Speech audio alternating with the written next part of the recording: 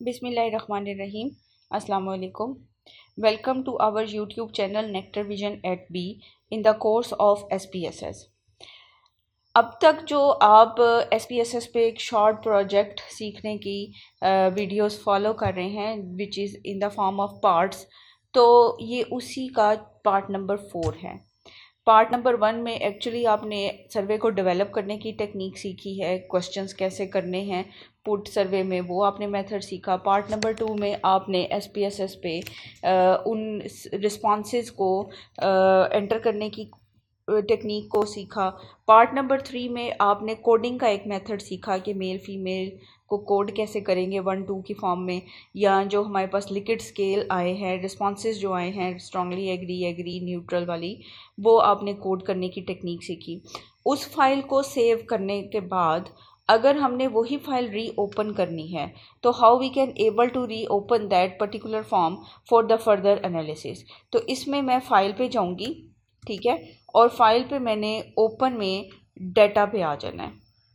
अब डाटा जैसे ही मैंने इसको क्लिक किया, ये मुझसे पूछेगा कि मैंने वो पर्टिकुलर डॉक्यूमेंट सेव किधर किया था। मैंने वो डेस्कटॉप पे रखा हुआ है। यहाँ मैंने उसे डेस्कटॉप पे करने के बाद जो SPSS की एक्सटेंशन वाली फ़ाइल थी मैंने उसको ओपन कर दिया सिंपली क्लिक करने के बाद। अब ये मेरे पास सेम वही जो मैंने वर्किंग की हुई थी अब तक, वही फॉर्म जो है ओपन हो चुका है। एज़ यू कैन सी कि ये वही फॉर्म है जिसमें वेरिएबल व्यू में हमने जो वेरिएबल्स पुट किए थे। अब क्वेश्चंस को आप लेबल भी यहाँ पे करेंगे।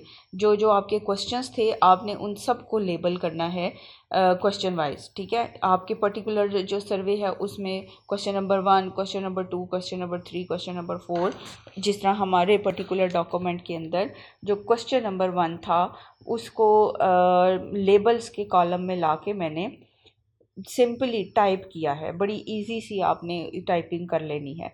अब हमारा जो क्वेश्चन ईयर में फर्स्ट क्वेश्चन था that was how satisfied were you with your overall dining experience. ये जो मैंने जिसको क्लिक किया हुआ है इसमें ये पर्टिकुलर क्वेश्चन है। Question number 2, the menu has a great variety to choose from, इसके ऊपर क्वेश्चन था। एंड थर्ड, फोर्थ, फिफ्थ, इसी तरीके से हमारे पास सारे क्वेश्चंस लेबल में आ गए। अब मैं डाटा व्यू में आऊँगी, ठीक है, और डाटा व्यू में आके अगर मुझे ये सारी की सारी वैल्यूज़ जो कि रिस्पॉन्सेज हैं वो न्यूमेरिक फॉर्म में चाहिए, जो कि कोड हमने उसको किया है, तो मैं वैल्यू लेबल को क्लिक करूँगी। ये मेरे पास सारी कोडिंग आ चुकी है, ठीक है। इसको मैं वापस रिस्पॉन्सेज की शक्ल में लाना चाहूँ तो मैं रिस्पॉन्सेज की शक्ल में ले आऊँगी। Clear, we can work both with form, मतलब आप इसको रिस्पॉन्स की शक्ल में वर्किंग करना चाहें, आप इसको न्यूमेरिक फॉर्म में जो आपने कोड किया है उस शक्ल में ला के वर्किंग करना चाहें, you can go with that. अब आपने करना क्या है, हम अगर सिंपल डिस्क्रिप्टिव स्टैट्स मालूम करना चाहते हैं जिसमें मीन है, स्टैंडर्ड डेविएशन है, उसकी ग्राफिकल रिप्रेजेंटेशन है, तो जस्ट आपने क्वेश्चन वाइज सबसे पहले एनालाइज में आके डिस्क्रिप्टिव स्टैट्स के ऊपर क्लिक कर देना है। डिस्क्रिप्टिव स्टैट्स में हम सबसे पहले जो फ्रीक्वेंसीज हैं इसको क्लिक करेंगे। फ्रीक्वेंसी इस वजह से ताकि हमारे पास ओवरऑल जो स्ट्रेंथ है वो भी आती जाए।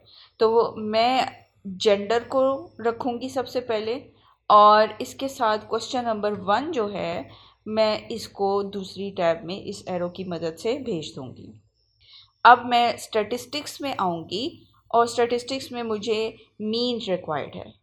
अब आपने अपने क्वेश्चन की नोयत देखनी है, इन सबको क्लिक नहीं कर देना।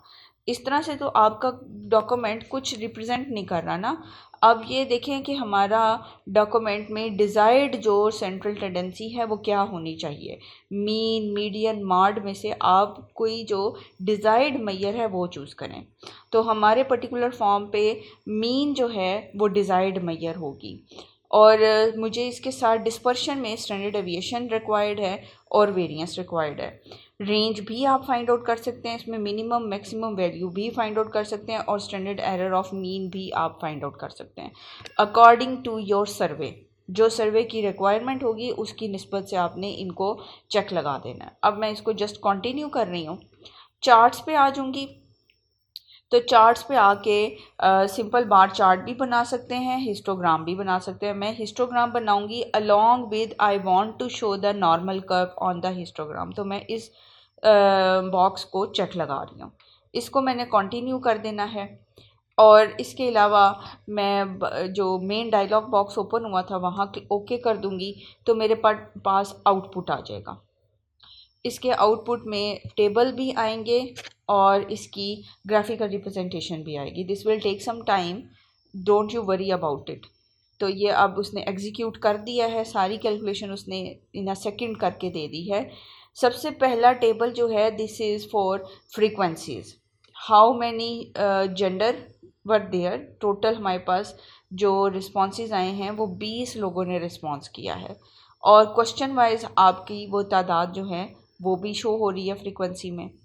इसके अलावा अगर मैं नीचे आऊँ जो कि फ्रीक्वेंसी टेबलेटेड फॉर्म में आया है, तो ये जेंडर में जो मेल फीमेल हमने रखे हुए हैं उसके हिसाब से फ्रीक्वेंसी बता रहा है कि there are 9 male and 11 female.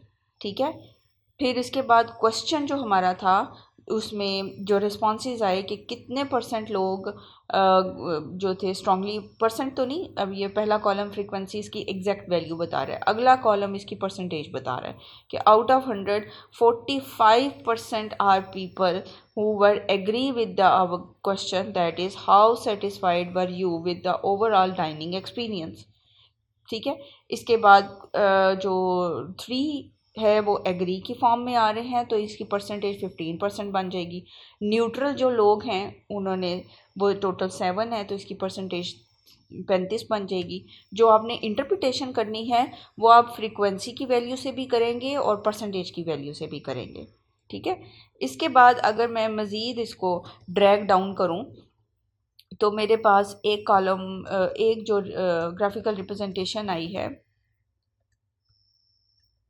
वो जेंडर की निस्बत से है। ठीक है, और इसके नीचे जो मेरे पास आ रहा है वो क्वेश्चन का ग्राफिकल रिप्रेजेंटेशन है, जो कि रिस्पॉन्सेज जो लिकिड स्केल हमने अप्लाई किया था, स्ट्रांगली एग्री, न्यूट्रल और डिसएग्री वाला। ठीक है, तो इसमें स्ट्रांगली डिसएग्री में आई थिंक सो कोई रिस्पॉन्स नहीं आया, दैट्स वाई उसकी कोई बार ग्राफ ही नहीं बनी। ठीक है, तो देख लें कि इसमें जस्ट 4 लिक्विड स्केल के ऊपर रिस्पॉन्सेज आए हैं। There is no response for our 5th liquid scale, that's why वो जो कॉलम है, ब्लॉक्स हैं, वो हमारे पास 4 ही बने हैं।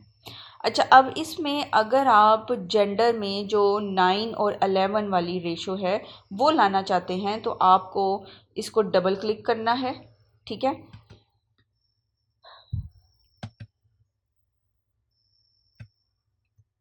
डबल क्लिक करने से ये मेरे पास एक चार्ट एडिटर जो है वो ओपन हो जाता है। ठीक है, चार्ट एडिटर जैसे ही ओपन होगा तो मैं इन बॉक्सेस पे ला के, ये इसकी प्रॉपर्टीज़ ओपन हो गई हैं, इसको क्रॉस कर देती हूँ। तो बॉक्सेस जो इसके 2 ब्लॉक्स बने हुए हैं उस पे ला के मैं पहले एक सिंगल क्लिक करूँगी, देन राइट क्लिक। देखिए सिंगल क्लिक करने से वो हाईलाइट हो गया। अब मैं राइट क्लिक करने से मैं शो डाटा लेबल्स पे आ रही हूँ। ठीक है, मुझे ये चाहिए कि इसमें जो तादाद है वो भी शो हो जाए, तो ये अभी प्रोसेस कर रहा है इस चीज़ को, थोड़ा सा टाइम लेगा, काउंट कर देगा ये डाटा। अब ये देख लें इसने लेबल कर दिया है कि ये 9 जो है ये मेल के लिए है और 11 जो है ये फीमेल के लिए है। इस बॉक्स को मैं क्लोज़ कर रही हूँ, इसका काम ख़त्म हो गया। अब मेरा ये बॉक्स जो है ये इसमें लेबलिंग भी हो गई है। ठीक है, तो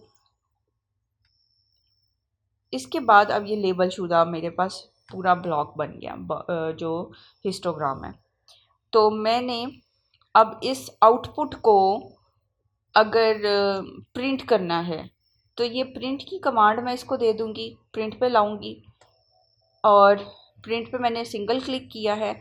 ये मुझे कह रहा है कि all visible output number of copies, मुझे एक ही चाहिए जितनी आपको नंबर ऑफ़ कॉपीज़ चाहिए होती हैं। और ये देखें कि ये आपको पीडीएफ की फॉर्म में प्रिंट करके देगा, मतलब आपका जो डॉक्यूमेंट है वो in the form of PDF store हो जाएगा। इसको मैं ओके करूँगी, ये अभी प्रोसेसिंग कर रहा है। ठीक है, ये भी थोड़ा सा टाइम लेगा। इसने अब मुझसे पूछा है कि मैं इस फाइल का क्या नाम देना चाहती हूँ, तो मैं इसको आउटपुट ऑफ सर्वे, ये नाम दे रही हूँ और मैं इसको अपनी डेस्टिनेशन भी बता रही हूँ कि ये डेस्कटॉप पे सेव हो। इसको मैंने सेव किया।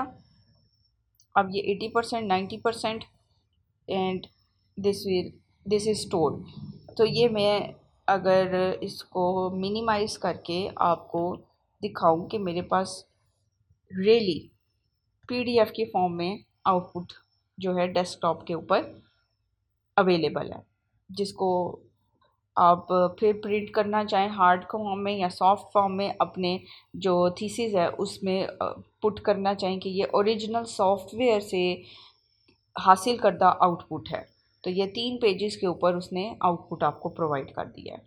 ठीक है, तो क्वेश्चन वाइज हम सबसे पहले जो रिस्पॉन्सेज हैं वो लेते हैं, ताकि आपका एनालिसिस जो डिस्क्रिप्टिव है वो पहले प्रॉपर हो जाए। और डिस्क्रिप्टिव स्टेट को इंटरप्रेट करने का मेथड भी मैंने आपको समझा दिया है कि ये सबसे पहले आपने एनालाइज करना है कि what kind of your data is. तो हमारा जो डाटा की नोयत थी उसके ऊपर मीन सूटेबल सेंट्रल टेंडेंसी है। तो अगर आपके डाटा सेट में नॉमिनल वैल्यूज़ हैं, मतलब क्वांटिटेटिव फिगर नहीं आया, तो आप मीडियन के साथ भी जा सकते हैं। और अगर आपके डाटा में रेपिटेशन आ रही है तो फिर आप मीन और मीडियन को छोड़ के you should choose the mod. तो मॉड आपको बेहतर आंसर प्रोवाइड करेगा। तो आपने ऐसे नहीं करना कि तीनों डायलॉग बॉक्स में वो तीनों बातों को ही आप चेक लगा दें।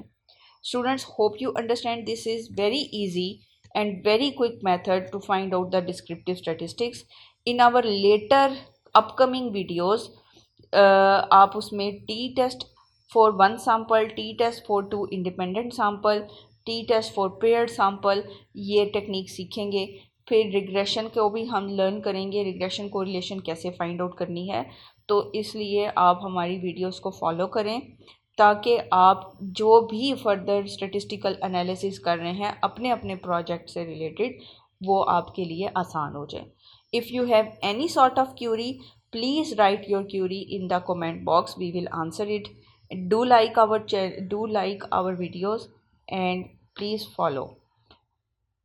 Thank you. अल्लाह हाफिज़।